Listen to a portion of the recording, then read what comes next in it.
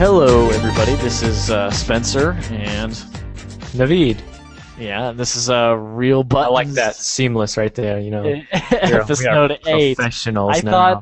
thought that you were gonna understand the toss. Yeah, we did. I thought that we didn't even plan that out. That was just completely. that's why they call you Mr. Smooth. Oh yeah, I don't know what he's ever called it. Okay, whatever. So what's up, man? Nothing much, man. I've been just hanging out. School started for me. What's gonna Really- get Yeah, it's pretty cool. I've got a very light semester. This first semester, I only have 12 credit hours because, like I explained in the last podcast, I transferred. So I don't I have to basically all I have to take is stuff for my major, and I have like prerequisites and stuff for all those classes, so I can't really take much. But yeah, I mean it seems really cool. I'm digging the school. It's fun. Today I had a fitness walking class. Power walked a mile, and played some racquetball afterwards with my You have friend. a fitness class? Yeah, it's you have to take 2 PE classes over here. One is like for That's stupid. I really like it because I like PE stuff, but Yeah, but I'm saying when you have to pay for it, that's retarded. I mean, I don't mind it in high school. yeah, but some of the stuff is actually But- really damn good because like there's a skiing class and it's like you have like a 5-day pass. You got like lift tickets, everything is included, lodging. The only thing you have to pay for is like traveling, and it's like $300 something, and like you can't get a lift. You can't even get lift tickets for 5 days. I'd be willing to do that one, but I mean, Yeah. but I mean, when you're gonna sit me down and say, "Oh yeah, you need to pay $400 for something you could do by yourself for free," I'm like, fuck off. That's true, but I'll ride my fucking bicycle to school every day, and you won't fucking charge me $400 for Yeah. your waste of time class. I like the PE stuff though, but like I was saying, here you have to do a 100 level class and a 200 level class, and over here that's like a 200 level class is like the fun stuff. Like there's racquetball, there's bowling, there's basketball, skiing, anything. Like there's just all sports you can. I think requiring gym for a computer engineering degree. Yeah, is I don't stupid. get it, but it's required for everybody. And then like the 100 levels are all the boring stuff like fitness walking. I'm very weight glad that's weight training actually is not that bad. You'll get Yeah, you get access to the gym, and but I mean everyone has access to the gym. Phil access to the took gym Phil anyway. took archery willingly, but That class is available, yeah. Stuff like that. yeah, I'm like that shit should just be optional unless you're like majoring in PE or something, unless you're majoring in physical education or something. I'd agree. I mean, it's not like It is optional at U of O, but yeah. they're trying to like promote well-being, but it's not like anybody's gonna like really. Give me a I don't break, know, man. The continue. colleges, I hate how colleges always act like they're on our side. Now they're always trying to help us. Give me a fucking break. Break some Kit Kat bar off and shove that up your ass. Because you know what? They're liars, man. They're just like trying to extract as much money from our wallets as they possibly can. It's a fucking rip-off, man. It is. It is. That's all they It's do. crazy. I call college the money extraction system. That's what I refer to the U.S. university system as. They just try to get. They nickel and dime your ass. They try to get as much money from you as they can. Like my friend who got into my university out of high school, which I didn't. He had a little bit worse GPA, worse. Actually, I don't know if he had a worse GPA. He might have had the same GPA, but he had a worse SAT score. But they counted him as being out of state because he was not a citizen yet, even though he'd been living here in the state for 5 years. And out-of-state tuition is much higher than in-state tuition, obviously. So they prioritize him, yeah. Yeah, but like he ended up fixing that, and like he got in-state tuition. But at first, when they accepted him, it was like that's one of the bigger reasons probably why he was accepted, because of all the money he'd be paying that. But anyway, school's been pretty good. It's 2 weeks, or 1.5 weeks, basically. It's only been going on. And I got a new keyboard for my You're computer because, welcome. I helped him select that. I gave the recommendation on this one, yeah, yeah. partially. I was choosing between two because I just wanted a really cheap one.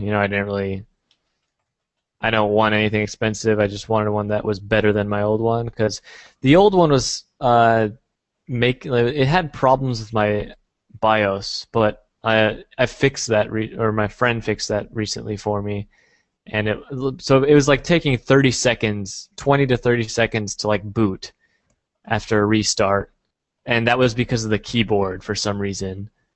Um, and apparently it was something up with my BIOS, so I wasn't sure, but I bought the keyboard anyway. It's a nice keyboard, and the other keyboard anyway wasn't really mine. I had to give it back to my parents who were using it for the desktop that is at my house. But yeah, the keyboard's pretty nice. I got one that Spencer said he had, and he had experience with it, so it's a Logitech.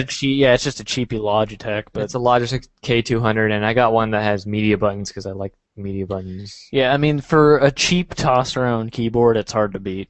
Yeah, it's like $15. It's nice, so definitely worth it there. I mean, it doesn't have your luxury features like a wrist pad or whatever, but it's like Yeah, I mean, it's still comfortable. it's still livable. And And, I like the keys. I like the feedback you get from them. The old keyboard I was using, it was a little bit better actually. But that's one thing I like about those cheaper Logitech ones is the keys are actually pretty shallow, so they make contact pretty quick. yeah, that's true. So But yeah, that's it for that. That's basically all I have for non-school stuff or not non-video game stuff. Um, I've been playing a crap ton of Pinball Arcade recently, which I have on the Xbox Live Arcade, and man, I'm getting into pinball like crazy. So Pinball Arcade is a game that I comes own like one. you have a pinball table or Yeah, my dad's. I got the Fawns. oh nice. It's stuff like that's really hard to maintain. Does he maintain it himself or what?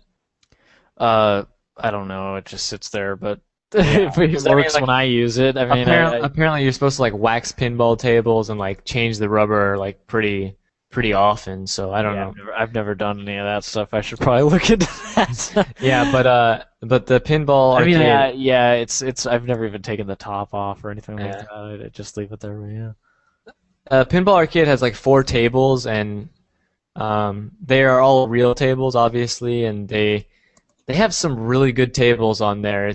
There's what's it called?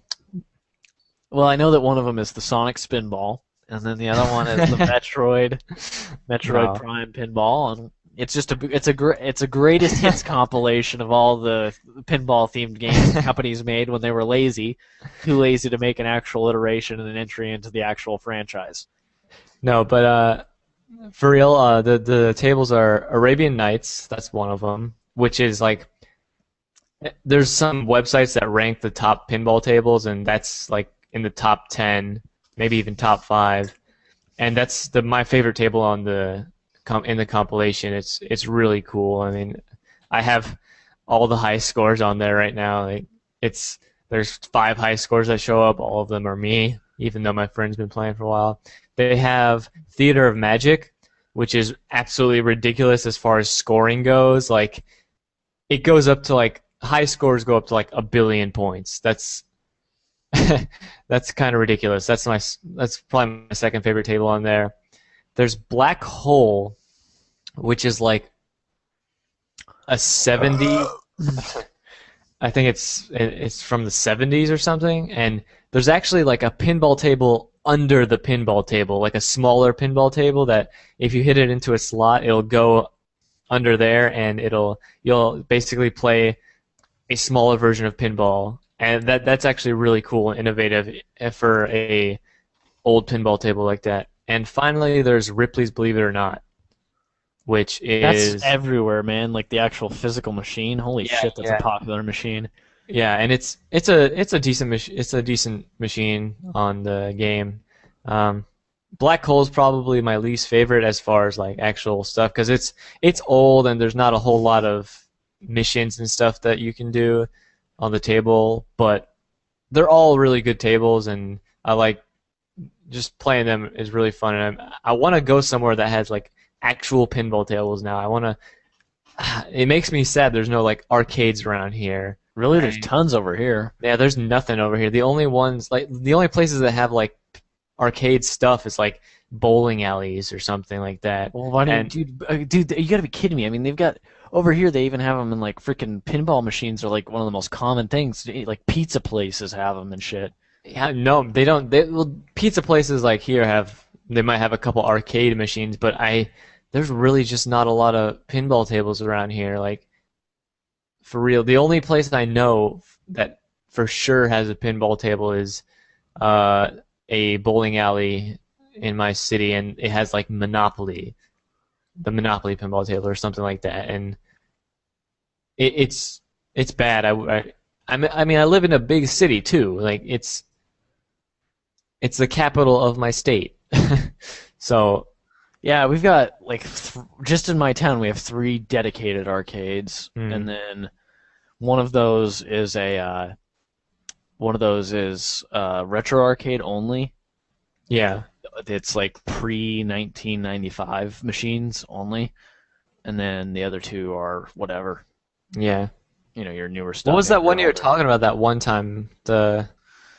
Which It was one? like uh, I don't remember. I feel like you said you almost knew the guy. I pretty much know. There used to be four, but one of them was in our sister city, and it went out of business because it was in a mall, and their overhead was too high. Oh, okay. Um, but I knew the guy who ran that one, and then I know the guy who runs the one downtown, which they've had to rename it. I forget what the hell they call it now. I haven't been down to see him in quite a while, but yeah, I went to high school with that guy. Oh, okay. Well, anyway, Or no, I went to high school with, excuse me, I went to high school with his younger brother. I didn't go to high school with him. okay. But anyways, it's yeah, they renamed it to Blair Alley Arcade, and it's actually I just found pictures of it, and it's really freaking radical. They've got like here actually here's a picture. Um, I'll send it to you, but yeah, it's like it's freaking pretty cool. It's like only vintage machines, and it's predominantly things like pinball actually, but they've got Hmm. other stuff too. I would just love to fucking have a place that has a bunch of pinball tables. It'd be great. I sent But it to you in yeah, the chat there. okay. Yeah, but I've been getting really into pinball lately and just just looking up a bunch of different pinball tables. I don't like DLC, but I kind of want to buy the extra pinball tables they have I hate selling. DLC. I hate it. And I know, but I mean, it's the DLC for this is basically like another game because it's just another four tables for the same price as the original game. So I don't know. That's really fun. I like the physics and everything are really good too. It's it's probably the closest you can get because what they do, what the company does, I think it's Farsight Studios that makes the game. They actually buy every single pinball machine that they use in their games, and they take all the components individually and render them all individually. And they actually take the ROMs from the actual pinball machines, and they have some way to actually rip the ROM from the pinball machine onto the game. So it's completely authentic. All the sounds are straight from the pinball machine. So it's actually really cool, and they're definitely probably they're making the best pinball games out right now. Other than that, today I bought The Last Story, which comes in awesome packaging. The first print runs actually come with a limited edition package. It comes with an art book, as well as this. It's like a. It actually looks like a book. It's a cardboard case that looks like a book, and you open it up, and it has the game and the art book inside. And it's really nice because for one, the cover art's really good, but it's embossed, so it's got that little 3D feeling to it. So that's really cool, and the game looks really innovative and stuff. So I'm looking forward to playing that. And Sleeping Dogs, my friend got that, and I played a little bit of that, and it seems really cool. Like, I don't like open world games a lot, but Sleeping Dogs actually looks like something that I may enjoy because I kind of like the setting. It's in Hong Kong, and I think the gameplay is actually really cool. The fighting system it's simple yet it's kind of complex because you basically punch with X. Like you punch and kick with X, and that's how you get your combos out. X on the Xbox 360 controller, that's what I'm referring to. And so you can punch with X, and then you also have when you hold X, you do like more powerful attacks. But there's also counters and stuff that you do, like when enemies turn red when they're about to punch you, or they're either outlined in red or yellow. I don't remember clearly, but when they're about to punch you, they become a color, and you have to press Y on the 360 controller with very good timing to actually counter that attack. And you have a bunch of like environmental hazards that you can use against your enemies, and the fighting's pretty cool. You're going to be doing a lot of the fighting in that game, and the writing and story also seem pretty good. I want to play more of that, and it's actually really funny because you can be in a huge crowd of people and just grab a random person and you hold them, you start just running around with them, and it's pretty funny. You can just throw them. It's really funny, but yeah, that Sleeping Dogs looks like a pretty cool game. Finally, I picked up a 3DS XL this week. That came out in North America finally. It's been out in Japan and Europe for a while now. They've almost had it for a month longer than us. But I got the blue one, blue and black, and I must say I wasn't a fan of the color schemes when they first announced them, but I think the blue actually looks really nice. It's more metallic than I expected, and it really looks nicer than I expected, and it's a really solid machine too. Like the hinges are better than the 3DS. They stay in place, and while there's still a little bit of wobble, just like almost every DS system, you don't notice it as much when you bring it back. Like I remember the 3DS, when you brought it back, you would feel the wobble because it was kind of top heavy. The actual screen was heavier than the bottom part. I heard that, you sort of. jackass. Yeah. I know. Street Pass is awesome. Street Pass Me Plaza. Oh god, it is not. God, you're lame. It is one of the best parts about the 3DS. Ugh, it's just lame. It's fucking You're lame. amazing. Oh, cry me a river. Getting Street Passes every day at my college. But yeah, the 3DS XL, the screens are really big. They look a lot bigger in person, and it's quite obvious that the resolution is the same, and it looks a bit worse on the screen. But I'll take that over the smaller screens. I almost can't go back to the original 3DS at this point because the screens are just so much bigger, and the 3D effect is actually enhanced because of the bigger screens, and it just looks like you're looking into a freaking, like, I don't know how to explain it. You're looking into a window almost and the effect is much better, and stuff looks deeper into the screen, and it's really good. And so with that, I bought New Super Mario Bros. 2, which is fun, but obviously a cash-in. And then I got Spirit Camera at the Best Buy sale for basically free because I had a gift card. And that seems kind of interesting. It uses AR, and I've heard it's really short, but I got to play more of that to actually make an opinion. But yeah, that's basically it for me. Oh, DS games and like DS games on the 3DS XL, completely better on the 3DS XL because in 1-to-1 mode, it's actually bigger than the DSi screens. So it's perfect for playing DS games. So yeah, that's pretty much it for me. Oh, all right. Um, God, let's see. Non-gaming related news. I bought the Darkness's new album. For those of you who are not aware, they're like a glam rock, glam metal British band. It's really fucking good, but yeah, it's like they stumbled like it's their first album in 7 years, and in two I tried to talk Naveed into getting it because he had a $5 MP3 credit, but I think he ended up going with the Doors' greatest hits, didn't you? Hmm. Actually, yeah. I didn't actually use that yet. What a bitch. Well, anyways, the Doors' great, perfectly. He didn't want to spend any money, and it was like $3 more than the $5 MP3 credit. So the Doors' greatest hits thing was like it was like on sale for $5. So that's a pretty damn good I think deal. my friend said he actually had that, so I don't know if I want to get that yet because he might just give me that. Yeah.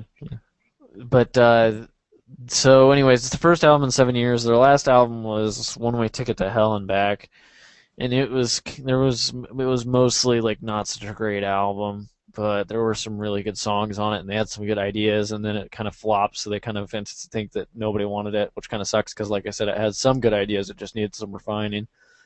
And but anyways, Hot Cakes latest album, it's good as shit. It's probably better than their debut, which was Permission to Land. Um, I think it's probably their best album yet. So yeah. Also, really rad album cover art. The Hmm. Femabots, the Feminazis probably wouldn't like it all that much, but I think Naveed saw it, and I Yeah, think he would agree it's pretty badass. pretty great. It's pretty great. It's a bunch of women in golden bikinis laying on top of pancakes covered in syrup. I mean, that's just a rad cover. That's just a Yeah. rad cover. I want the vinyl just based on that cover, but It reminds me of this song by it's almost like a parody band, but they make it's their Turquoise Jeep. If you ever heard of them, yeah. yeah, and they have this song called "Sex Syrup." So it kind of reminds me of that, just the name of that. But And then, yeah, no, yeah, the freaking album's good, but yeah. Anyways, um, so then my monitor failed. I think I mentioned that last episode. I don't know if I did or not, and I really don't give a fuck.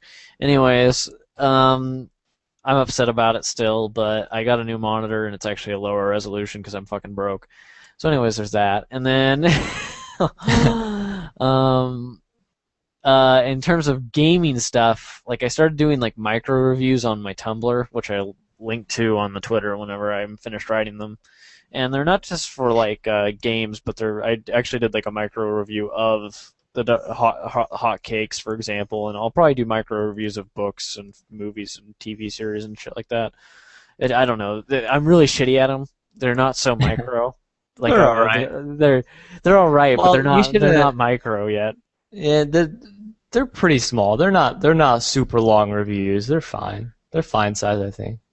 Yeah, well, like one of them was like 5 paragraphs or something. I was like, But they weren't like big paragraphs. They were like yeah, it wasn't. But so I'm trying to work on that, on bringing them to be a little more succinct. And then so gaming news. I screwed around in Saints Row the Third. It's still a good game. It's open world, so I'm not the biggest on it, but it's funny and it's got some good missions thus far, with some nice set pieces. And yeah, I probably won't get it the next one or anything like that. Not that I think it's a bad game. It's just that type of game really doesn't appeal to me that much. hmm. I just wanted to check out what the series was all about, and I kind of feel like I've gotten my fill with Saints Row, or I feel like I'll have my fill by the time I'm done with Saints Row 3. Um, Team Fortress 2 Man vs. Machine came out, and I was finally able to play it. It's pretty freaking good. It oh god, the game is just perfect. Duke Nukem Forever. I started playing the Doctor Who Cloned Me. I didn't get very far, but it's Duke Nukem Forever, and I think that kind of just sums it up. It's Duke Nukem Forever. it's and the biggest thing I've been playing lately is Darksiders #1, not the sequel. I've been working on this game for a long time, and it's been sort of slow going. And I actually kind of wanted to talk about it because It's really hard with Darksiders. Like it's so hard to watch like the game. Like I told Naveed, and this is the way I really feel about the game. For 15 minutes out of every hour, you're like, wait, man, this is better than Zelda. And then for the rest of the hour, you're like, what the fuck? Like it's just like who decided this? Yeah. Like the boss fights, for example, are really good. Like they're super memorable and like they're better. The boss fights are on average, I would say, better than the Zelda games. But like then the rest of What the I've game, heard is like Darksiders like straddles that line between uh, taking too much from games like Zelda and trying to make it its own thing. right? It's like right And on the cusp of that.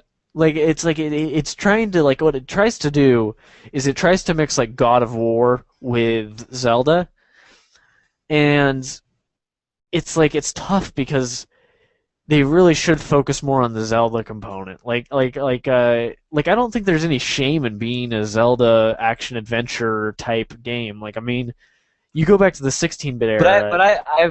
I've heard they do some things that are like really similar to Zelda games. Like even like the bosses I've heard that they're actually really similar. Like there's a spider type boss. I'm not sure, but I don't remember the Spider is there Cop one? guys. I'm not done yet, but I don't remember. Actually, no, there might be because the next boss I'm heading towards is like a bunch of cobwebs. They never showed the boss, but that could be a spider boss. But like, Yeah. so far, I personally think that the bosses and the game, like, okay, for example, okay, first of all, it's got Zelda beat on difficulty because it's got a fucking difficulty select, so that's a step in the right direction. That's something the Zelda series desperately needs. It desperately needs a difficulty select. Twilight Princess, I didn't die once during Twilight Princess. I think the worst time I had in a boss fight was against uh like Zant. No, not Zant. Zant was insanely easy. I think it was Ganon. I think I And died like once against Ganondorf at the end of the yeah, I game. didn't die once at all through Twilight Princess. I never died. I'm not even kidding. I never died in Twilight Princess, and the worst I ever had was I lost two and like a half or something like that hearts against Ganondorf or something. So yeah, like the Zelda series, in my opinion, I haven't played Skyward Sword, so maybe the difficulty has been brought up a little bit, Eh, but it's a series, in my opinion, that is in desperate need of a difficulty select.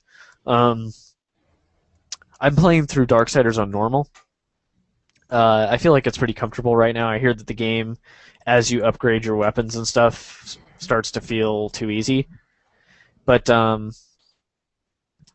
no, I mean, it like there are certain elements of the game that I like more than Zelda. Like I like the bosses more. I like the difficulty more. Um, I then heard there's a straight up portal gun in that game, like there is, orange yeah, and blue yeah, portals. yeah, Uh, there is. I haven't gotten to that part yet, but there is. So but I mean, like, there's just some bad stuff. Like, there's like the tutorials are so blatant and in your face. Like, if you think like the tutorial to Darksiders is probably the worst tutorial I've ever put up with in a game. Like, I mean, like it does nothing to conceal itself. Like they just put you in these kill rooms where you have to like kill a certain number of people every single time they introduce you to some new weapon mechanic, and it's fucking terrible. And I'm finally done with them. They don't pop up anymore. They're like, but like they're pretty excessive within like the first 3 or 4 hours of the game, hmm. and entirely unacceptable. You get your horse way too late, and then once you get your horse, you can only use him in some areas. Um, Yeah, I think they fixed that in Darksiders too. I'm they pretty did sure fix that. That you get the call horse your straight from horse. yeah, you get it when straight you- from the beginning. Yeah. But yeah, like I mean, so they fixed that in the sequel, but it's just like it's like it doesn't know what it wants to be like. At the beginning of the game, you're in these corridor areas where a horse would be useless, and then later on, I think it opens up a little more where the horse is useful. But it's just like when you're playing through it, man, and it's like you're in a boss fight and you're like, this is awesome. Or like when you enter a really beautiful area and you're like, Joe Madureira's art style is absolutely fantastic. I mean, Darksiders, like the world, how it looks. Joe Madureira, he's the creative director at Vigil, and that's another aspect that I think the series is better than like Zelda. I don't think it looks as nice as Okami, but like the art style is just completely unique. Like it's nothing else really looks like it. Um, I think so in my opinion, the best looking Zelda game is it's more the more stylized ones. It's either Skyward Sword or Wind Waker. I would agree with that. I don't think either of them is as nice looking as like Darksiders when it looks good though. And that's another thing I want I to say haven't about played Darksiders, so I wouldn't know. I don't have. An yeah, opinion. like Darksiders though spends way too much time in like ugly post-apocalyptic areas, like where like the game is just ugly. Like having such a gorgeous art style, like they really should spend some more time You in sort mean? of like the heaven areas. Do you mean like?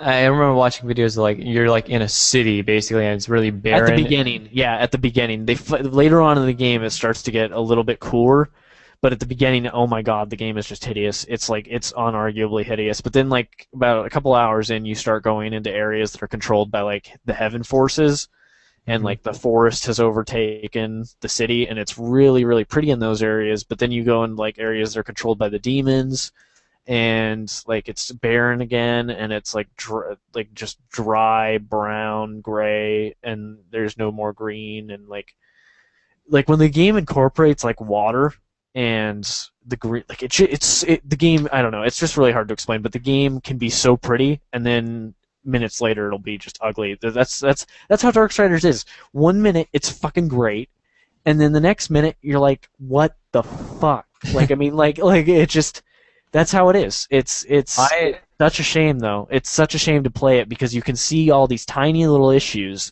that if they were fixed, then the game would be like one of the best games this entire generation. But they have all these tiny little nagging issues that stack up to become a bigger problem. I've been wanting to play Darksiders since I first saw it before it even came out, and like I think I've it's worth playing. To be fair. I've owned it for like maybe maybe over a year now, and I haven't had. I've owned it for over a year, and I've been working on it. Well, And you've at least played it. I haven't even popped the thing in. I'm only like, dude, I'm only like 7 hours or 8 hours in or something like that. I'm halfway through the game. I Little usually more than play. half. I usually play any game I buy at least an hour before Dude, I. I'm gonna tell you right now, Darksiders is a game where if you want to play it, it's gonna take you like 3 hours before it even becomes bearable. Like it's I'm not even Dude. kidding. Like I had to push. The only reason I pushed through Darksiders is because everybody on NeoGAF, well, not everybody, but a significant contingency who beat the game said that it was better than Zelda. And I really was feeling like a Zelda game at the time, and I'm a primarily PC gamer, so I checked it out and I was like, okay, the art style looks really cool in some places, but the game overall looks really ugly. And when I checked it out, once I got to the first dungeon, I was like, okay, this game is pretty cool, but like and then the first boss and everything, but it's like it takes so long to get there. It's like literally like it's worse than the Twilight Princess tutorial. It's probably Twilight Princess tutorial is probably better masked than. Yeah, it is. Oh yeah, they don't stick you in a kill room and tell you, "Hey, you know that technique we just taught you? Use it to kill 60 dudes." Like it's like I mean that's just obnoxious, and that's not once. Like the thing about they do that excessively because Darksiders actually has a pretty fleshed out combat system. Like it's trying to be like that's the God of War mechanic, and that's another thing I like about the game more than Zelda is it has a it's going for sort of like a Bayonetta, God of War, Devil May Cry style combat system, so it has a little more depth than something like Zelda for combat. But it's like, But you can get away, I bet, with pressing like one button. no, you really can't. You gotta actually like especially against like bosses and like mini bosses and stuff. You really need to use the techniques. Like you will get fucked up if you don't. But yeah. Okay, well, So I mean that's the cool thing. Your sword does get overpowered like once you start using those specials, but again, it's bosses and stuff. They're pretty necessary.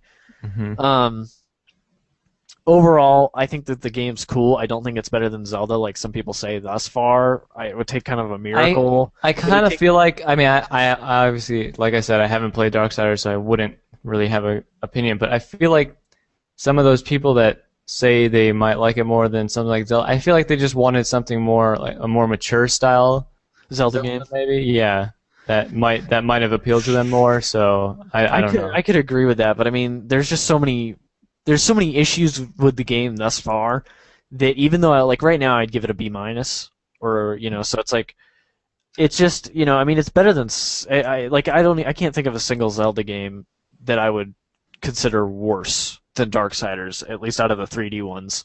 So it's like I would consider Zelda 2 worse.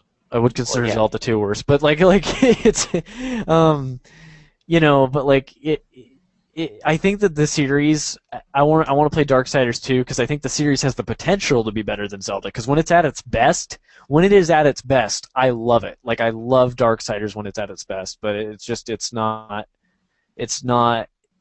there's so many little problems that it's not as good as the Zelda games thus far, and it would take a miracle within the last 6 hours to change my opinion from that. Anyways, cool. That's that. So, speaking about Darksiders, you had a little bit of speculation about Darksiders 2? Yeah, sales stuff that I wanted to talk about here. So, we reported on the podcast a couple episodes ago that they needed to sell 4 or 5 million to get Darksiders 3, right? Something like that. And, for them to even, consider it. Yeah. And I don't think that the sequel exactly lit the world on fire because I think they would have mentioned if it had broken 1 million by now. Yeah. And VG charts, I know they're not the most reliable source, and I don't try to quote them, but they're really all we have that's available right now, and they have a tendency to be within the general vicinity. So I'm going to use them. But they're saying less than 500,000 thus far, I think, was last I saw, and for both for PS3 and 360, they did not list PC sales. Yeah. But I'm kind of concerned because I'm I'm a minor fan of the franchise, and I want Joe Madureira in particular to continue to work on games because I really like what he's doing with the art style in Darksiders. Mm-hmm. And I want to see what else he would do in the future, but I just don't know if it's selling all that well, and I'm kind of nervous about that. We'll see. It could be a long tail seller because there's really not a whole lot else out right now, and then it's also got the Wii U launch coming up, so it might sell well there. Since if people are looking to get their Zelda fix on a Nintendo console, and they're those types of guys that only buy Nintendo systems, they might get Darksiders 2. Well, and it's also a console launch when people are pretty desperate for software. I mean, they're not going to have anything else to work on for the next 2 months, so they should be able to get it definitely ready for launch. Oh yeah, they said it's going to be out for launch. So, what else is going to? What are they going to be competing against? They got Arkham City. They got Assassin's Creed 3. Is that going to be out for launch for sure? Yeah, that's been announced for launch. They're going to have Mass Effect 3, like you said, and some other exclusives like Zombie U, Mario. Everyone's going to probably buy Mario on launch. And Rayman's a pretty good game. It looks really great, actually, for launch. But as far as the core titles go, they got Assassin's Creed 3 and Mass Effect 3 as far as franchises that have been known to have success. So we'll see what happens there. I mean, I think that it's funny because it's kind of off topic, but I've always get in this argument with my Sega friends about how Valkyria Chronicles 3 should have been at the 3DS launch worldwide to kind of introduce the series to a bunch of people. And I still think that would have been the best thing to do for the series. I don't know why I brought that up, but it's just at console launches, people are desperate for software. And so if you come out with a good game, it's a really great chance to introduce people to a new franchise. And I think one of the best examples of that is Red Steel, a shitty game that people bought at launch because it was the only first-person shooter available on the Wii, and they thought, Well, I mean, just in general stuff, if you come out with stuff at launch, even crap can sell because people are so desperate for software. But if you make a good game, Valkyria Chronicles had so much potential, but it needed to move towards, the first one was on PS3, and that didn't work out, so they had to put it to PSP, but that was a bad move. They should have never gone to PSP. They should have just waited for they should have gone to DS or waited for 3DS, even with the sequel, because, PSP at that point was already dead worldwide, except pretty much everywhere except for Japan, it was dead. So, it was just going to kill the franchise. There's a That's reason what why happened. there's a reason why you see some franchises only come out during launches of systems Ridge like Racer. Ridge Racer, yeah, and other stuff like that. So, yep, But yeah, anyways, that's it for that's all I that. wanted to say.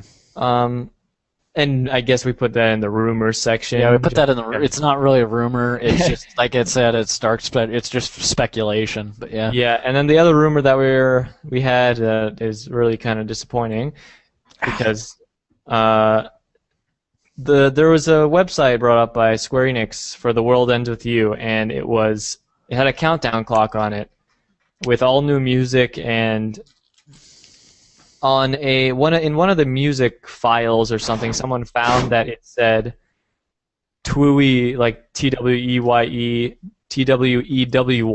sorry, 2 on it. So everyone's speculating The World Ends With You sequel, but apparently it's just iOS shit.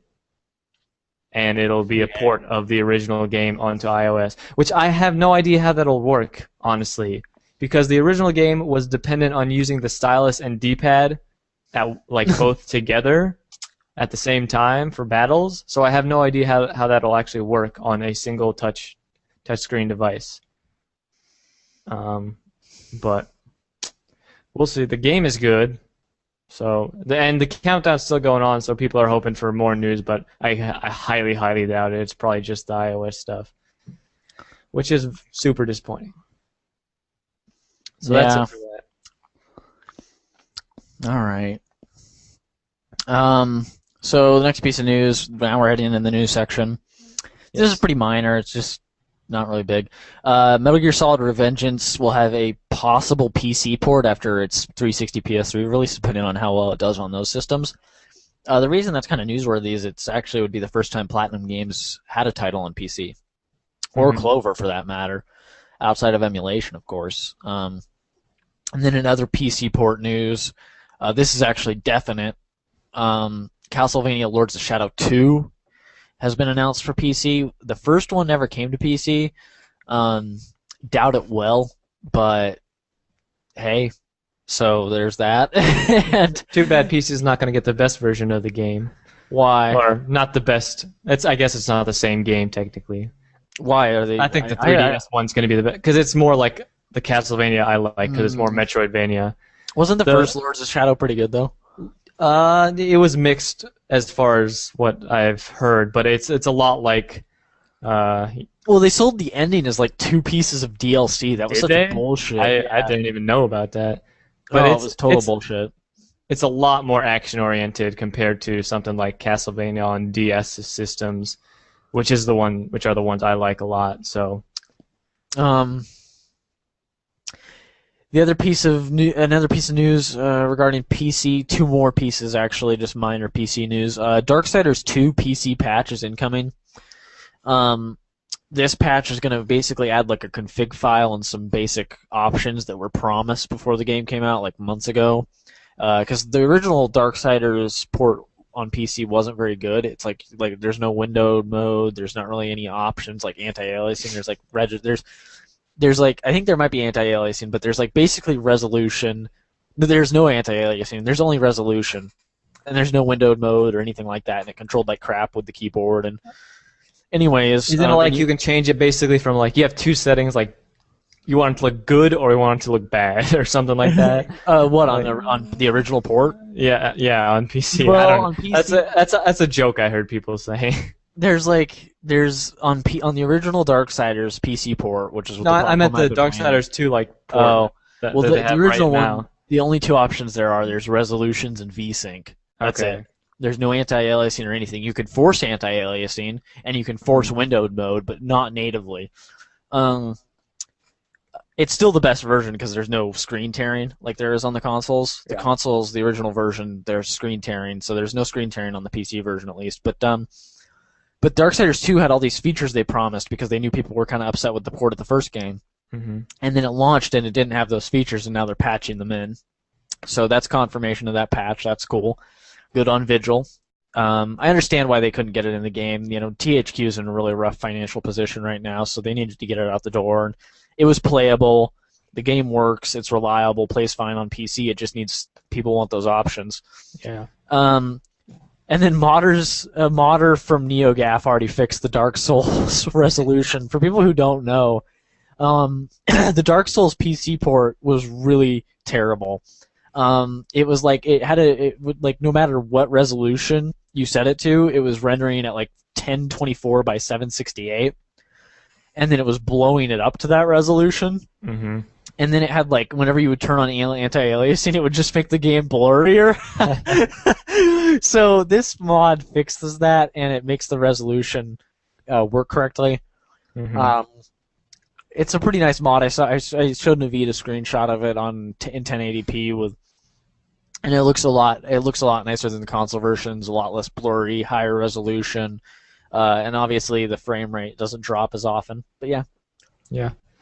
All right. Well, getting out of the PC. Well, it's still part of PC, sort of, but On Live has actually pretty much dissolved, and it's not super surprising, I don't think, to many people, because I never heard of anything that actually said On Live was very like successful. an interview with one of an anonymous employee.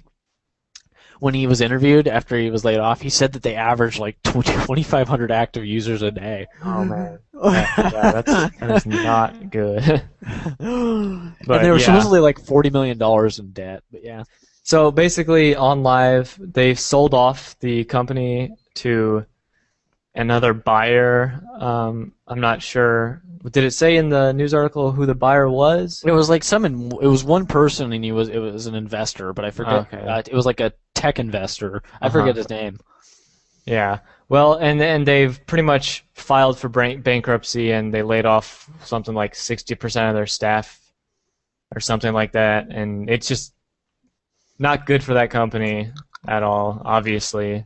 Well, what they did, and then they funneled the assets to like a new company to avoid giving the old employees like shares. Oh yeah, yeah. That's kind of so basically never use On Live ever.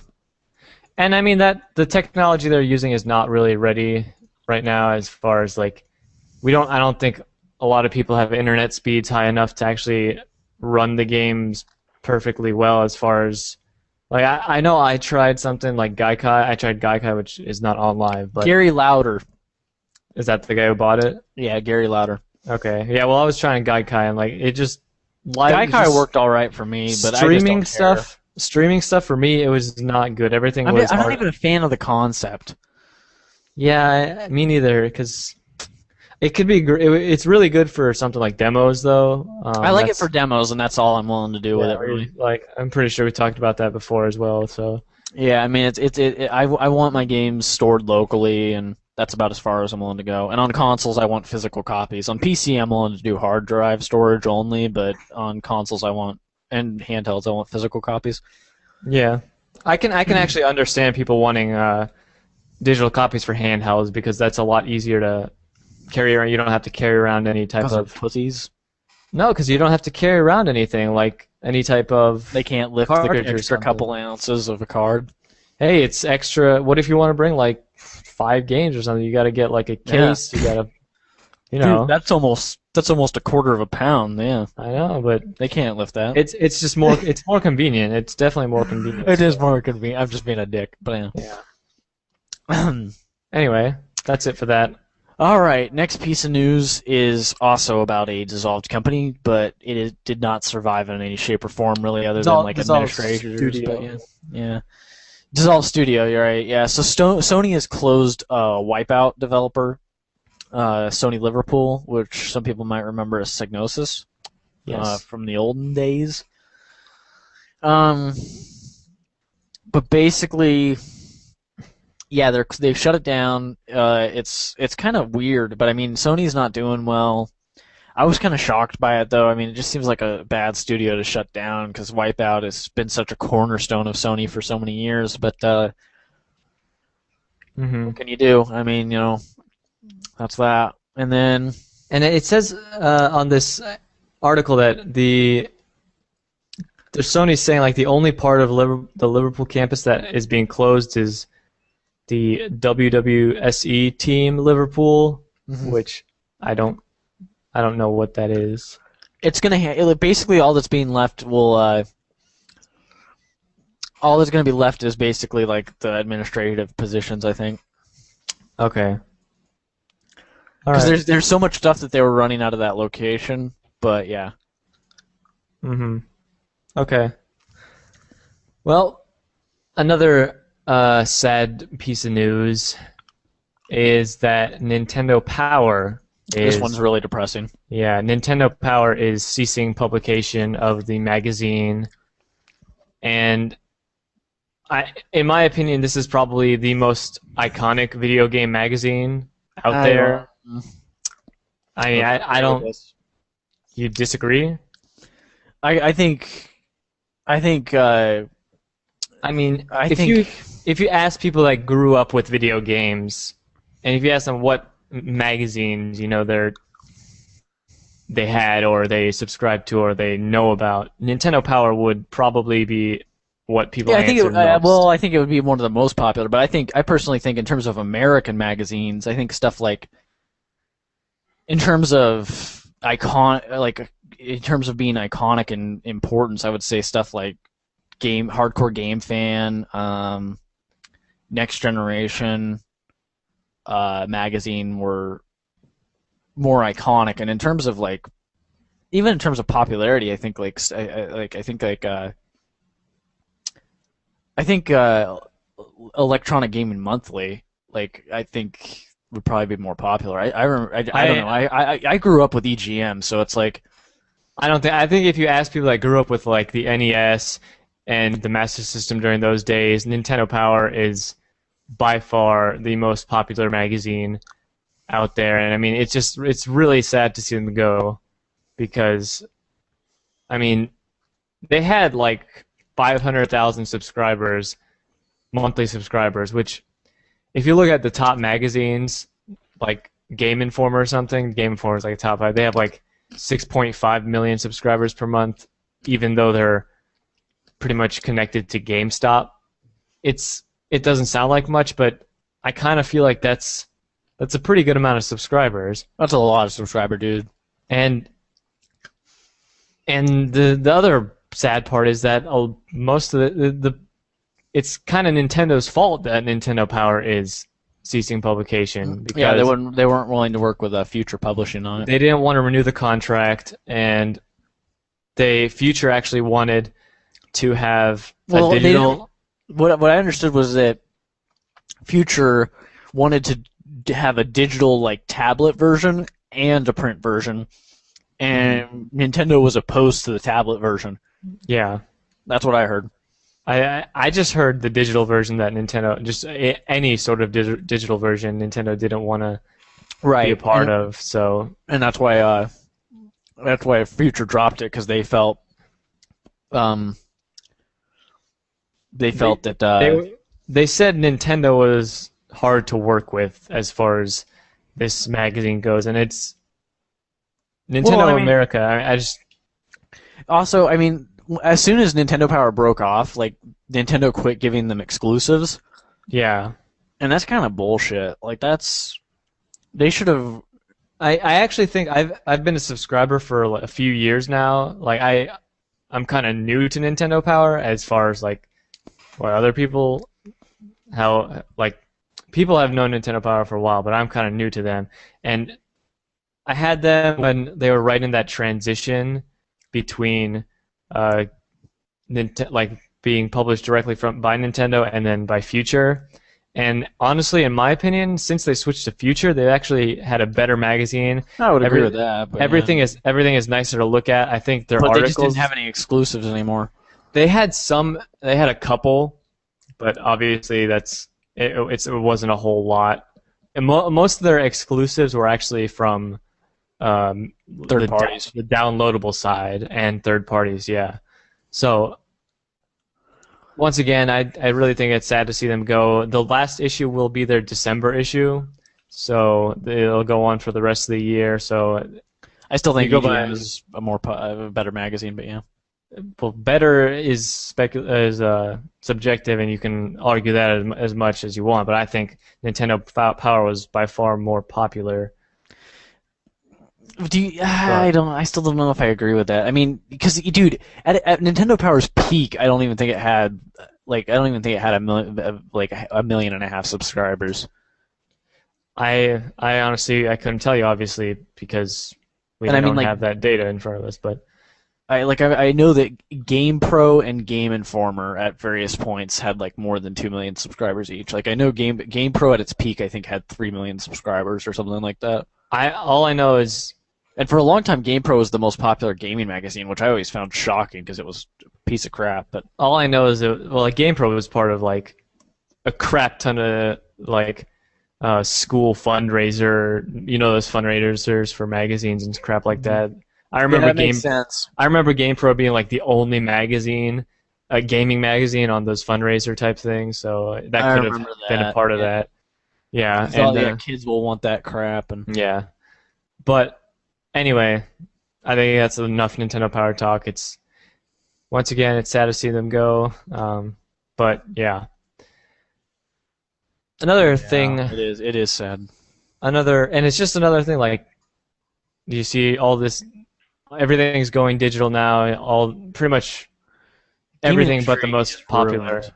It's ruined. I'm sorry. I miss magazines. I miss my physical copies of games that were complete. Print magazines are by far better than digital magazines. I have used digital magazines, even though they have videos and stuff. You can like check videos on those. They're better than websites too. I mean, the only reason I quit subscribing to magazines was because EGM was like pretty much the only American game magazine I cared about. Like if they printed like Edge over here and sold it for $5.99, I would get a subscription to Edge or Retro Gamer or Retro Gamer would be incredible. I would buy that in a heartbeat. I think that in the UK they're still producing some good mags, Eurogamer and stuff like that. But it's like, and obviously it's not as in bad of a shape as it is here because you don't hear about magazines over there. Edge is not going anywhere. Yeah. No, and they have other stuff too. So. I don't know, man. I wish that even something like freaking Game Informer. I'll read Game Informer over. I think Game Informer's trash, but yeah. Game Informer has good articles. They obviously cater to the GameStop crowd, or the mainstream. But it is. I think it's well put together, and their articles are well done. They always have amazing covers too. I miss EGM so much. I just wish that if I could go back to 2000 era, EGM early 2000s, was a great magazine. It was it was such a well put together magazine, and gaming back then, you went to the store and you bought a PS2 game and it was complete. There you had all the content on the disc, and any new ideas would go into the sequel, and the game usually worked out of the box and it didn't crash your system or and I'm sorry, people are gonna listen, they're gonna be like, oh, there was just as many bugs back then as there are today. No. Okay, I'm sorry. It increased the amount of freaking bugs. Dude, I'm sorry. When you were a PS2 gamer, well, yeah, they do that now because they know they can patch it. We're like, oh, well, we'll just patch that. Oh, sorry, your game froze. Dude, because one of the main things that used to happen in the early 2000s was when you would argue with PC gamers, because PC gaming kind of sucked for a long time. It went FPS only and strategy games only, and there was just a severe lack of variety, frankly. But basically they you get into these arguments with PC gamers, and at that time console games, they would come out and there would be bugs, but they were a lot more minor, and you really wouldn't run into game breaking bugs as often. And but then you'd get into an argument with a PC gamer, and you used to be able to use that as a point in an argument against PC gaming. Console games come out, with better quality assurance. Yeah. Versus a PC gamer in an argument. You can't do that anymore because now that's not the case. Yeah. That's not the case. Maybe for handheld titles you can still do it, but even that's going to start to change once they freaking start doing all that shit on there. But I don't know. Anyways. Yeah, so... next, I just miss the olden days. Yeah, nostalgia. It's not nostalgia. It's an object. It was objectively better. I know, but it's also nostalgic to think about. Anyway, sorry. Another going with Nintendo still. Thank God we're out of this sad news. Yeah, I Making think me tear up a bit, but not really. But the next pieces of news is kind of yeah, correct. Well, one of them is, but yeah. yeah. Wii U. There's going to be a press event on September 13th, and nothing is confirmed as far as what they're going to announce. But I will say right here, right now, 100% they're going to announce the price and date of Wii U during this event on September 13th. So if you've been wondering what that'll be, tune into that. But I'll tell you right now, sometime in November for $299.99. That is my guess. Well, yeah, because didn't they because there was that rumor that 249.99 the retailers didn't want to do that. I I think there was a rumor that I the don't know. retailers didn't want to do 249.99 I don't see what they would have wrong with it, and I don't. profit margin. Maybe I don't know. Um, this is actually super good news. This was announced like late last year, and I've been waiting for it for so long. It's not even funny. Um, no, I've been waiting for this for a really long time. I've often played video games from my bed on PC with my Xbox 360 controller. Um, and I use Steam primarily, and you can't control Steam with the Xbox 360 controller. So whenever I want to change games, I have to get out of bed and then use my mouse and keyboard to change. So this is basically early September. The beta for Steam Big Picture mode is going to be coming out, and I am so freaking This is like something I'm super excited about. Um, so basically, what Steam Big Picture mode is, for anybody who missed it, it's basically a mode that's designed for using Steam on a television. But what positive comes with it is that means it's also designed to be used with a controller Mm-hmm. specifically.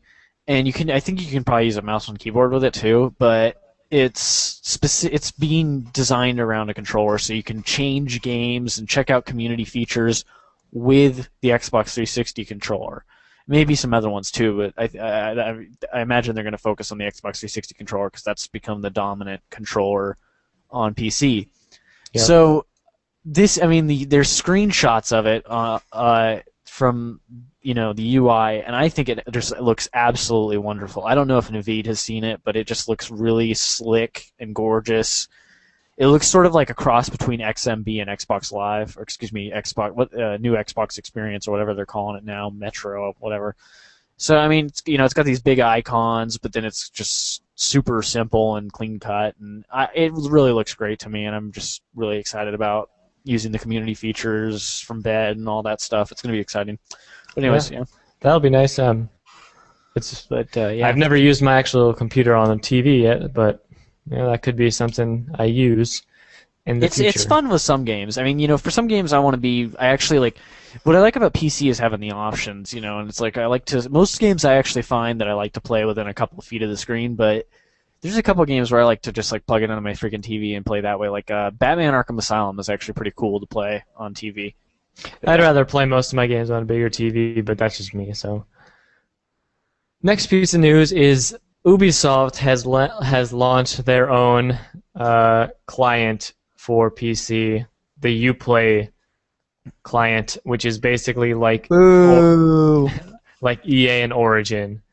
But I guess one good thing you could say about what Ubisoft is doing, though, is that they will not be taking their games off of Steam. Yeah, they're not going to take their games off of Steam. This is just another option for people. I think they're going to require this, though, as a client for any game you buy, regardless of where maybe you buy might have it. to log into a Uplay account or something. Yeah, it's going to be like games for Windows Live. Ugh. Well, isn't Uplay their DRM thing? Yeah, it's too? already their DRM thing. Yeah. So they just expanded that. Yeah, so, but I guess another positive you could say is they've been having some sale recently, and they've had some games for $1. Yeah, they had Driver for a buck. I almost folded. I almost folded on that, but I'm like, I don't really care because they're just gonna crack the games and all that stuff, and then Ubisoft can screw off. Yeah, they just, at this point, I think Ubisoft and EA deserve to be pirated the way they're just, and even Microsoft. It's like they're just dickish. Yeah, I don't know. I'm against Anyways. piracy. Oh, sure, yeah. Anyway, sticking with Ubisoft, they talked about their piracy rates and how they've had to endure 93 to 95% piracy rate on the PC. And that's why, this is a direct quote, that's why it's investing in free to play on PC to guarantee revenue.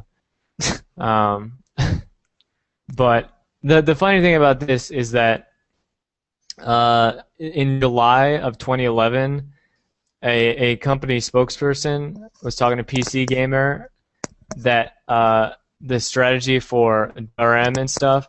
This is a quote. They said a clear reduction in piracy of our titles, which require a persistent online connection. That they found a clear reduction in piracy of our titles, which require DRM. And from that point of view, the requirement is a success. So obviously, since that Yeah, it's like so obviously they were just lying or else they're lying now. And I don't buy the 90% piracy rate, man. I don't buy that at all. I can't really imagine that No, honestly. I mean, I can't. I don't believe it. And I mean, that means if they freaking sold, like that means if 1 million people are playing Driver, only 50,000 people bought it. Yeah. I mean, Well, so like it's just I don't buy yeah, that at yeah. all. No. Yeah, I really don't agree with you either. And like I think they said something like I think they reported PC numbers on something. I think it was one of the Assassin's Creed's titles, and it sold like 500,000. So they're saying, so what are you saying that something like 10 million people or something like that? I was like, what are you talking about? Like that's not possible. But it's just like I don't believe it. I think that Ubisoft, pretty much every single thing they say about PC gaming is just bullshit. Like they've been talking about their piracy and how successful their DRM is. But I will say this: if they are getting a 93 to 95% piracy rate, it's largely because of that DRM. Because you're never hearing a piracy figure out of CD Projekt Red, who made Witcher 2. They're never reporting a 90% piracy rate on their Hmm. game, and it's DRM free. So yeah, Yep. that's a load of shit. And frankly, Ubisoft, if they are getting a piracy rate that high, they deserve it for how they've handled their DRM because it's just Hmm. entirely unacceptable. Yep. So, next piece of news is Remedy, who has made Alan Wake and the Max Payne titles, uh, basically said that next generation will be a quantum leap. I assume they're referring to PS4 and 720 Yeah, because for sure. that's not the case with Wii U. But Nope. um, basically, I mean, what do you think about this, Naveed? Do you agree? I honestly don't agree. Like I don't think it's true. when I see rumors for PS4 and 360, so there's a rumor for PS4 right now that it's running on a 4K version. resolution or something? It, well, that's never gonna happen for video ever. That might just be for pictures, but not that. Like, there's rumors that it's gonna be running on a version of the 7970 AMD Radeon, Mhm. which obviously is a huge step up from what they're running right now. But as far as the way games look, it'll look better. But it's not like a giant leap that we saw from PS2 to something like PS3. That, like, you Well, and see I don't. games from that generation and games from this generation, I think they look a hell of a lot different. I don't think it'll look like that when you jump to this upcoming generation. Well, here's the deal. First of all, I find that unlikely because I think that Sony was pretty happy with the thing about Nvidia is like Nvidia has been pretty desirable within the console market, but Microsoft and their relationship didn't end up panning out. I forget how that all worked out. I think that Yeah, Microsoft they're kind of pissed them off, but Microsoft switching to AMD. um, for 360 from Xbox, yeah. So I mean, yeah, it's just like I don't really know, but I just don't see. I don't see. First of all, I find it unlikely that Sony's going to switch to ATI as their chipset maker because I think I think the RSX graphics card was pretty fucking fantastic. Um, I think that uh, but I do think I think it's likely that Sony's going to try to switch to a off-the-shelf GPU. And the reason I think possible. I think the reason, and I think pretty much all of them are going to do it next gen, Mhm. because I think with the exception of really Nintendo, they're all trying to cut costs. With Sony's case, I really Yeah, think for Sony is going to sure. try to launch at a $300 or $400 price point, and I think they're going to need to profit at that price point. I, They it's don't have just options anymore. They don't. it They're out of almost seems options. like Sony just is not learning from any of their mistakes though. Like you see something with the Vita, which we'll get But to a little bit later, they're profiting off of Vita for each unit sold, not from the system. but from the memory cards. Well, yeah, that's But I mean, it's like I think you're going to see with the next gen console, they're going to have to be so careful, and yeah. I think they know that, and I think that Sony, I think the PS4 is still going to be the most powerful system next gen, but they're going to profit off of each unit sold. They're not going to lose money anymore. They just can't do it. I think they'll They probably can't have do a it. couple different SKUs. It'll be around the $400 range, in my opinion. That might be where it's at. I could see 400, but I really think they're going to try to have a unit launch for at like 350 or 300. Yeah. I really do. I think that they want, because I think Sony needs to they need to hit a mass market price point fast, because that's what they did with PS2 and PS1, Yeah. and it worked out great, and it didn't work out so great on PS3 when they launched so high. And I mean, even Xbox 360 has never really hit a mass market price point. It really, I mean, it occasionally drops down in price for like the 4 GB unit, but it's like it's taken so long that people, I think, have kind of lost. It's just, I don't know. Which is They need to launch and work on getting down to a $200 price point as fast as they can, and profit the entire time on the way down. That's what yeah, they need to do. which is one of the smartest things Nintendo's done for throughout their whole ever since they started, is that they made a profit on every system until Well, 3DS it didn't now. really work out so well. I mean, because with Nintendo, it only worked out because they had um, handhelds to fall back on. Because I mean, GameCube era would have been kind of a disaster if They they didn't still have the made a GBA. profit. They still made a profit, but dude, they would have. I'm pretty sure even Miyamoto said that if they didn't have Game Boy Advance to fall back on during the GameCube era, it would have been pretty bad. Hmm. Because I Well, mean, the it's GameCube did not do well. It did pretty terribly.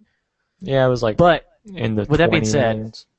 um, you know, I think that I think that they're still gonna have the most powerful console. And the reason I say that is because I think but Microsoft is changing direction, as we've talked about in the past. They're going to go for more of a casual games device. They're going to focus on Connect 2s. They're going to focus on X's gonna multimedia entertainment. bundled with every system probably. Yeah, it's gonna be, and they're gonna, and I think what's gonna happen is I think Xbox 360. I think they'll try to launch the Xbox 720 at the same price range, around $300, $400. I think 300 is actually pretty likely for an Xbox 720. And then I think what's going to happen with Xbox 360 is they're going to drop that. They're going to try to get that down to like $100 so that they can keep that as an Apple TV competitor, a direct Apple TV competitor. I'm not sure. I'm not sure if 300. I would see 300 for the 720. I feel like both PS4 and 720 are going to come out around the $400 mark, because I do think I don't think 720 is going to be as powerful. I think they're really going to focus on a I do casual think market. Microsoft and Sony are going to go higher with their tech specs though. But I The mean, Nintendo, yeah. well, not just in general. They're going to try to get a powerful system out there. I think But I think the PS4 is going to be a noticeably more powerful console, though. I feel like the 720 is going to be the same way. It's just they're not going to be marketing it that way. Sony I always don't think markets so, their because stuff. Sony right now. Here's the deal: we know we know that Microsoft is changing direction, and we know that Microsoft, when they change direction, they follow through on that. Not always in a way people like, but they stick to their direction. Sony isn't changing direction. They aren't. They're going to keep on doing the overpowered thing, and that's that. That's the I Sony guess. direction right now. And the only thing that's changed about Sony is they're going to try to profit off of each unit sold. But then Nintendo, they don't really have to worry about anything. They're just kind of off there on their own. Nintendo's Yeah. doing their own thing. Yeah, they're trying to make gimmicks, which isn't trying to be. I'm not trying to use that in a bad way, but they're just trying to use gimmicks to try to sell their consoles and appeal to wider audience. So, But yeah, so I think that Sony needs to. I think it's pretty unlikely that we're going to see a quantum leap from anybody because Sony is going to try to profit off of each unit sold. Microsoft is going to focus in on casuals and mainstream gamers. yeah. And Nintendo's going to do Nintendo's thing, which is be a generation behind again. And even if you look at something like Watch Dogs, that was pretty much billed as a next-gen title. It was running on PC with like what? I think they said like 2 GTX 680s or something like that. I don't think it was running on that, dude. That was Or like maybe it might have been you're one. thinking of Star Wars. Well, Sleeping Dogs might have been on 1 GTX 680. You're talking about Watch Dogs. Yeah, I know. Maybe it wasn't. Maybe I'm pretty positive it was running on a high-end PC though. I'm absolutely positive it was running on PC when they showed it off, but it was running on it was running on a PC, but yeah. But yeah. I mean, I don't think it was running on 2680s. That's kind of nuts if it was, because I mean, I've seen way better shit that was running on. The Star Wars demo was running on 2680s. I think that's probably going to be like what you're going to see maybe out of next gen systems, but even that is not like a huge quantum leap as far as the way it looks. Like, it's a big step up technically, but as far as like how people will perceive that, it's not that big step from PS2 to PS3 that I think. Well, that's why this generation has lasted so long, is because we're like, I mean, even like you look at top tier PC games, yeah, they look noticeably better, but it's not a generation gap that we've been conditioned to. Yeah, for sure. I mean, like, Witcher 2 looks way fucking better than any other console game, and that's not even really pushing PC, but I mean, it's still just like, I mean, it's just not a big, I can't find what the that was running on, but I don't think Star Wars 1313 was running on 2680s. To give you an idea, and that was way better looking than Watch Dogs. Well, maybe what I'm thinking, maybe they just said like it was running on a high-end PC. Maybe they didn't exactly specify. Yeah. But a high-end PC could be anything. They could have been running on, I don't know, who knows. Yeah. But yeah, that's that. A final piece of news is about the Vita, and this happened during Gamescom, so it was a while ago. They announced this during Gamescom. The Vita has been confirmed to sell 2.2 million units worldwide as of the beginning of July, which is terrible. It's like selling at the Sega Saturn rate right now. It is. It's like and you look at 800,000, more than 800,000 units of that number is from Japan. Yep. So Japan's the highest selling territory. When was the last time that happened for any single system? Yeah, I don't know, but it's been a long time since Japan was the top dog in terms of console sales. So split 1.4 million in between like Europe and US, and that's really bad. And I mean, this is kind of what we were talking about. I mean, this is the position of Sony right now. I kind of knew that Vita was going to flop. I since day one. Like, even when it was rumored, I knew that. Like, I honestly thought for the longest time, I was like, "There's no way." When it was rumored, I didn't believe it. I didn't believe Sony was this stupid. I thought, like, I was like, "There's no way they're gonna come out with a freaking second PSP. That's just not gonna happen because PSP was botched." I mean, it sold a lot of units, but almost nobody I knew who owned one was interested in buying another. And I was actually a believer after they announced the price point of the system, because at $250, I thought it was going to sell better than it is now. I'll say that. I'll say that much. I thought that the launch lineup was really good. The launch lineup was, but they haven't done anything since then. Here's the deal. Like, push sales. I thought it stood a chance while the 3DS was priced at $250, but when the 3DS price dropped, that's true. They I did thought that before the Vita that, came out, didn't they? Yeah. No, they didn't. No, Nintendo price It dropped was after the Vita's price was announced because like I mean there no, yeah, I meant st- like before the Vita came out, they dropped the price of the 3DS. yeah, they dropped the price before it came out, but not before Yeah. the announcement was made. And Yeah. I thought like I was like, "Oh shit, the 3DS is going to get a fucking run for its money because I mean, head to head, I mean the 3DS at that point its sales were going really slow because the 250 price was nuts. Oh yeah. But Yeah. like yeah, I mean that was I thought that was going to give the 3DS a run for its money because I figured they were both going to be at the same price point, but Nintendo was smart enough to drop it before that happened. But I Hmm. still think that if that had been the scenario, I think that they would both be selling terribly, but I think the Vita would be giving it a run for its money Yeah. if they were both at And 250. I mean, Uh, the Vita's only been out for around like what 6 months or something like that. dude, I think it's been like 7 months now or eight It's months. 6 months in North America and like 8 months in Japan or It something came like out in that. like February, so And the fact that, dude, look at its software library. I honestly don't know what's the last big title that came out. Gravity Rush came out, so that was kind of a big title, and it's just the library is so small. After 6 months of time, I it's honestly, really small. I can't. It's like it's kind of crazy actually. Like it's hard to believe how small the library is for 6 months worth of time. 67 games. Yeah. And But most some of most of those those are most of those are probably like ports or downloadable titles stuff like kind of that. in that. And one of the things I think That's Sony's brutal. the thing that Sony's doing that I don't really. It's kind of cool because you can buy one version and get both. But they're That bringing crossplay thing is pretty cool.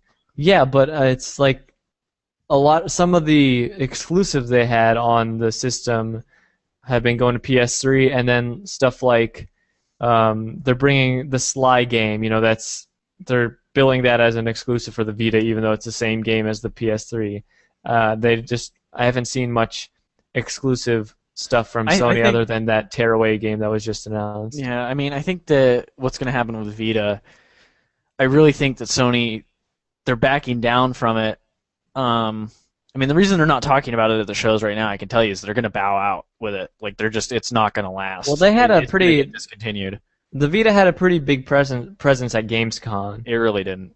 They did. They showed off a bunch of games, and I mean they showcased it, and if it doesn't Dude, they showed do off well, Tearaway and the crossplay thing, which we already kind of knew they showed about off all crossplay thing. all the games that they showed off new stuff for a lot of the more anticipated games for people that own a Vita. Like they showed off Call of Duty, even though obviously we're not interested in that, but that's a game That's not that gonna do could anything. possibly get It's the not Vita gonna to do sell a anything. little bit better, but It's not gonna they do showed anything. off Assassin's Creed and then the Also Killzone not gonna do game anything. and stuff like that. None of those are gonna do anything. I'm not saying it'll do anything, but it might help sales a little bit. That's what I'm saying. They're not gonna help sales a little bit. I think it'll no, those games will definitely help sales. Assassin's I- Creed, big series, it'll help No. sales No, for sure. dude, it's a freaking spin-off. So And- it's an Assassin's Creed game. It looks like a full-fledged Assassin's Creed game. Dude, Uncharted looked like a full. That didn't push many units, if any at all. It's a launch People time. see this is why the Sony handheld legacy is failing is because people don't want console titles on the go. They want a unique handheld experiences and that's what I was. to the strengths of a handheld. And the That's what type I of was person talking who's about. interested in Call of Duty isn't interested in a handheld. They're dude bro gamers. They want to sit back with their Pabst Blue Ribbon, their piss water beer, and they want to freaking play the little first person shooter that convinces them that they're actually in control. Meanwhile, it plays itself. And that's what I was talking about a little bit earlier. It seems like Sony didn't really understand. Like they didn't learn from the PSP. Right. People want a handheld, like you said, don't really want that console experience. No, they So don't. I mean, it's a disaster, and it's really put Sony in a precarious position. And it's they need to price drop just- that thing. They're gonna, dude. That's not. I don't even think that's gonna help. They because they have to profit on each unit sold, so it's gonna be months. Best case scenario, like a half a year before they can price drop it because they can't afford to take a loss on it. I really think that, and even then, dude, the software library isn't good enough. And so even if they price drop, I really don't think it stands a chance. I think they're just going to have to discontinue. They're going to have to pull the plug on it at some point. They And won't. I don't think they'll do that. I really do. I think honestly they're going don't. to. No, I think it'll they're going to have to. it'll have I'll tell you right now, it'll have at least 3 years, in my opinion. I don't feel like it will.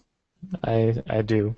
If it does, if it has 3 years, I can tell you right now, the first one's going to be the best one, and it's going to be a very big drop in the second year. I think in the second year, the system is screwed because the Sony's just not investing in it, and they don't want to. They can't invest in it. And I mean, they just shut down Liverpool, dude. They're shutting down. I mean, it's like that's another studio that they could have put on the Vita, but it's like they just don't have the money. They don't even have the money to invest in it first party. Game on the Yeah, there Vita. was, but I mean, it's like that's another studio they could have. They don't have the money to invest in games on it. That's why the games are being, and then the games that are coming out for it are being ported back to PS3 because they need to be on a marketplace that can actually support their development costs. I mean, they're screwed. They're screwed. It's fucked. Anyways. Yep. That's it for news. Yeah, that's it for news. You want to go over the last piece, or do you just want to drop it? I think we talked about it enough by ourselves. I don't feel like talking about it. It was the Angry Video Game Nerd SNES versus Genesis thing. I think I'm just beat down from that conversation we have. All right, well, we'll drop it then. We'll leave. Yeah, but yeah. All right. Well, anyway, that's episode 8. Yeah, hope you guys enjoyed it. Check out other podcasts if you want to hear some old news or something like that. Want to hear some time-sensitive material. That's yeah. I guess our opening discussions are all pretty interesting, so check those out. But anyway, hope you enjoyed this episode, and we'll see you during the next one. See ya.